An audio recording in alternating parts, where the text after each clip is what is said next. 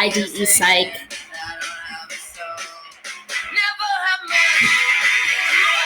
So, playing you little interrupters. Jewel put this on her playlist from last week. Had no idea that I am a huge fan of the Interrupters. So thank you, Jewel. Here's another great song by the Interrupters. If you haven't had a chance to ever listen to them, love them.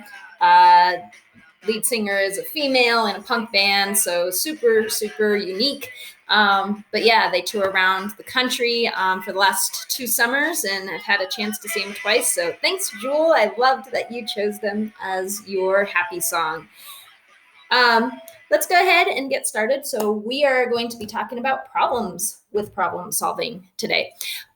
So I had you guys do those brain teasers, and what I'm going to be doing is we're going to go back to those brain teasers later on this week. But first we need to get through this lecture and Wednesday's lecture in order to do that second part to the brain teaser assignment, okay? You'll also see that in Power School, probably at some point this week, I'll get your extra credit in as to how you did with those brain teasers, getting you some points, some extra points, but also competing against other teams in order to get those brain teasers. And hopefully you used your brains and not the internet. But let's go ahead and get started. So problems with problem solving. Let's go and present this lecture.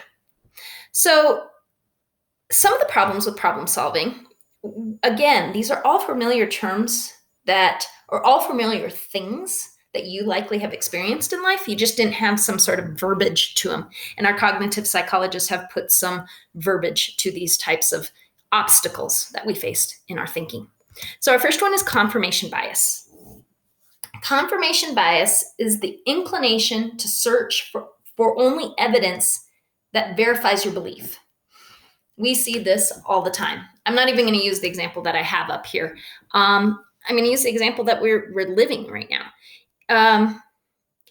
We can find information on the internet about any point of view in terms of if we were researching COVID-19, that I can go online and I can search for information that will support my point of view with whatever it may be about COVID, that the COVID stats are overblown.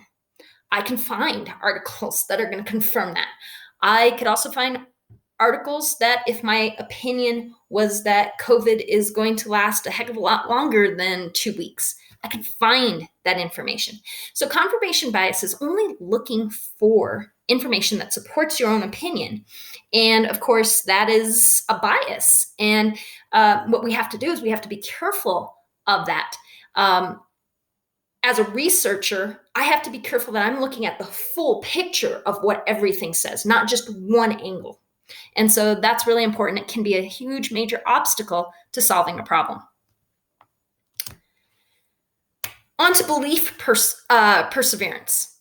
Belief perseverance, I don't know why that one's a hard one for me to say, is the tendency to cling to beliefs even after they've been discredited. So I love this little cartoon that goes along with this slide. So you have 2 little snails, and one snail says to the other, "I don't care if she's a tape dispenser. I love her."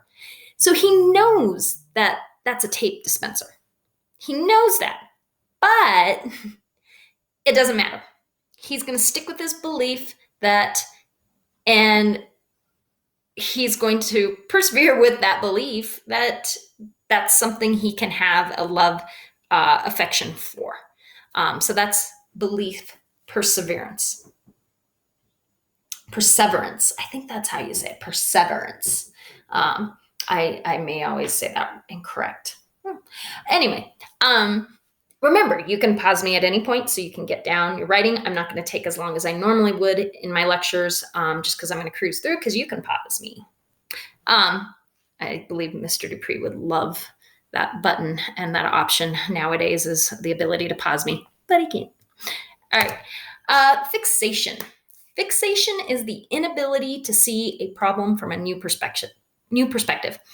We sometimes get blinders on in terms of when we're trying to solve a problem. We don't maybe look at all other aspects. We just kind of get the blinders on and we're like, you know what? This is how it should be done. This is how I'm going to do it, that type of thing. And that's also known as fixation. Okay.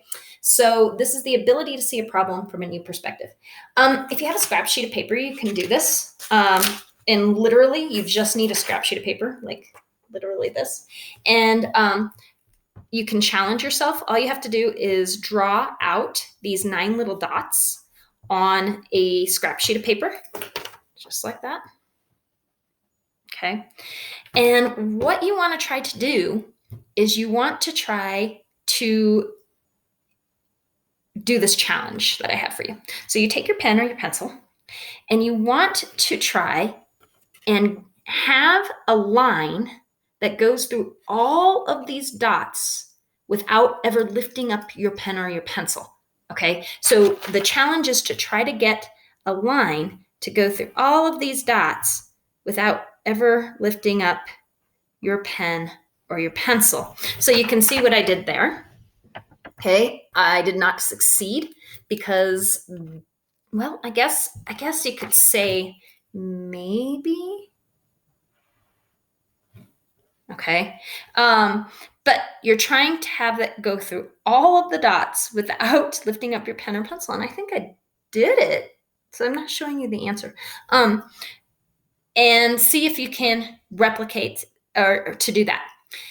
Well, here's the clue. See how mine is incorrect. I have to have 4 straight lines. So I have 1, 2, 3, 4, 5, 6. So I'm wrong. So the challenge is to connect all the dots without lifting up your pen or pencil in 4 straight lines. So I would have to keep trying. Okay. Pause this, give it a shot, see how long it takes you. If you can get it, if you get frustrated, okay, maybe you incubate it for a second, or you unpause me and play this. So the next challenge with this little dot diagram is to do the same thing, connect all of these dots together, but with 3 straight lines. So you're trying to connect the dots together for the first one with 4 straight lines. I failed because that's definitely more than 4. And the next one, you're trying to connect the dots with 3 straight lines. So if you're up for the challenge, have a little growth mindset, give it a shot. Once you want to see the solution, then unpause me and check out the solution. I'm going to go in 5, 4, 3, 2, 1. So our answer for the 3 straight lines, for the 4 straight lines, looks like this. Our answer for the 3 straight lines looks like this. So what likely happened with the 3 straight lines? Maybe 1 or 2 of you got this. What likely happened with that 3 straight lines is you became fixated. You became fixated that the boundaries of the dots were within the square, within these outer dots. And you didn't even think about that I can go outside of those dots in order to get this answer. Okay, so that's an example of fixation. All right, mental sets. Mental sets are the tendency to use a strategy that has worked in the past.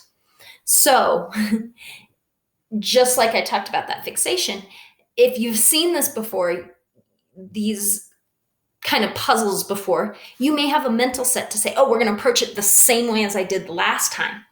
And that may be a problem. That is a type of fixation, that mental set, because you're trying to use the exact same strategy as you used last time, but maybe it's not the exact same problem. Okay. And then the next one is functional fixedness. This is a tendency to look for objects only in terms of their usual functions. This is a limitation that disrupts problem solving. Okay, so functional fixedness. We only tend to think of objects in terms of their usual functions. So a great example of this is that my sister used to lock me out of her room, which some of you probably are experiencing right now. And the lock really can only be done from the inside, okay? But it did have kind of a safety release on the outside. Had like a divot, like a little indent on the outside. So if you took like a penny or a nickel, if I just looked in my little junk drawer here for something that I would have possibly used, I could have taken like the back of this key here and I can unlock her door. And I would do that. And of course, she'd be so angry because the lock would not keep me out as a bratty little sister. Let's also look at another problem. So another challenge. So here's Newt. Let me move my little picture-in-picture here. Here's Newt. Newt is left in a room with a chair and a pair of pliers and given the task to bind two strings together that are hanging from the ceiling. The problem he faces is that he can never reach both strings at a time because they are just too far away from each other. What can Newt do to achieve this goal? All right, so once again, think about this. Pause me and then unpause me when you want the answer. So Newt's trying to put together these two strings, but all he has is a chair and a set of pliers. So what should he do? I'm going to give you the answer in 5, 4, 3, 2, 1. So the answer is Newt has to recognize he can use the pliers as a novel function, not for what they're intended. He's going to use them as a weight for a pendulum.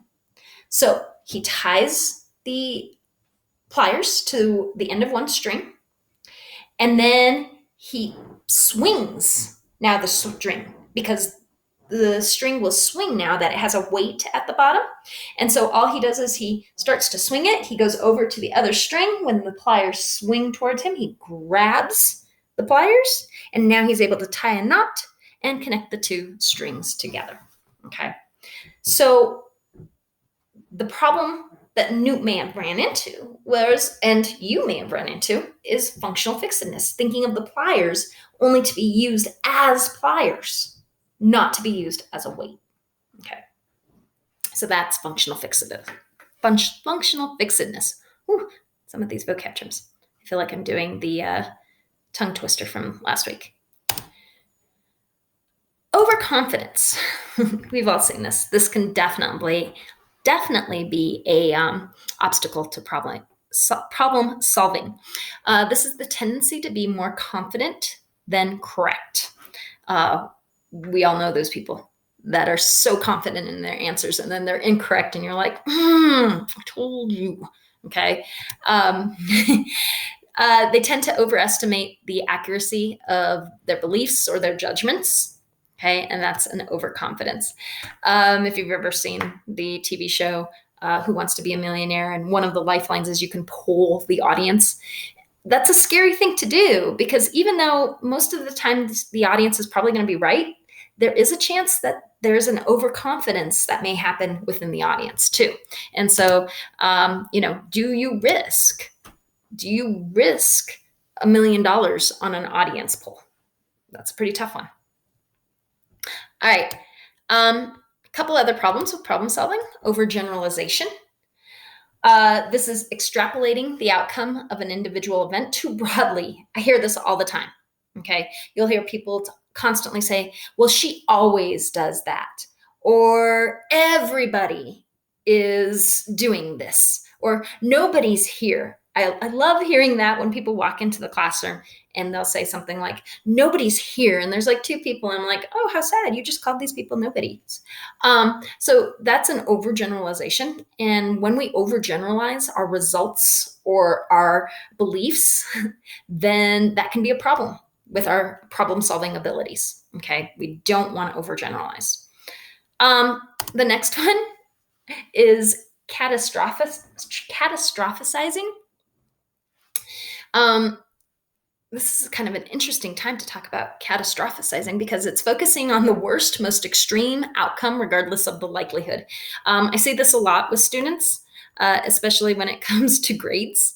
So we start at point A of, man, I got a C on the exam. And one exam out of like 7 that's going to happen in a semester, or 5 that's going to happen in a semester, and that person just lets their anxiety get the best of them. And so they're like, oh my God, 1C, I could lose my scholarship. Oh my gosh, then that means I'll never go to college. That means that I'll have to take out more loans. I won't get my scholarship. Oh my God, the world is ending. Okay. That can be a problem to problem solving, especially when we lose that kind of control over our logic. And so we want to make sure we're not doing that. All right. And second to last, jumping to conclusions, over-interpreting a situation with minimal information. Okay, we have a lot of people that will do that. They get very minimal information and they jump to conclusions. Okay, I love this little cartoon here. He sees this very shapely woman over there around the corner, and of course it's a janitor holding his bucket and his mop. Okay, so jumping to conclusions, we got to be careful with that as being a problem-solving obstacle. And lastly, framing. The way an issue is posed can have a drastic effect on our decisions and our judgments. Okay. So for instance, let's say how I frame the weather can severely affect how you think of something. Okay. I use the example here of how do you think framing plays a part in healthcare reform debate? That's going to be a really interesting thing after this whole pandemic. But let me use an easy one, the weather. If the weatherman gets on the news and says, ladies and gentlemen, we have a 30% chance of rain today, you might hear that and go, ooh, I should probably take my hat or my umbrella today because there's a 30% chance of rain. But if the weatherman were to say it's something totally different, maybe he would say, we have a 70% chance of it being sunny all day today, then you probably don't even think about taking your umbrella or your hat.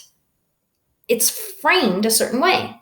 It's why stores frame their prices. Okay, they're going to frame their prices such as buy one, get one, or 50% off. Okay, when you look at that, they're framing in some way to make you think you're getting a deal. So if I saw a coat in the store for, let's say, a winter ski coat for normally was marked at $400, okay, and they say, get this $400 coat for 50% off, I think I'm getting a deal, right? Even if I never had intentions of buying a coat, they're getting me because I think I'm getting a deal. So I may go and buy a coat even though I don't need one because I'm like, oh, I got to get this because it's 50% off. I can't miss out on this kind of deal. So that kind of framing helps companies to sell more coats because they're giving it at a discount even though you never had intention to buy another coat.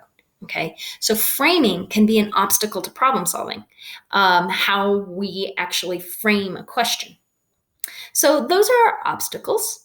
In our next lecture, we're going to talk about creativity. And so we'll get through that lecture, and then I'll talk about what we're doing next with those brain teasers. That's pretty much it. You'll have a small little participation assignment for today if you want to make sure to check that out. I think it'll be a fun one because we don't have a lot of work that we're submitting this week. You're watching these lectures and you are doing your participation pretty much. On Friday, I will have on Wednesday or Friday, I don't know which one yet. On Wednesday or Friday, I will have a small assignment for you that you might have to, once again, meet with your group in order to do. Okay? All right, guys. Wishing you a happy Monday.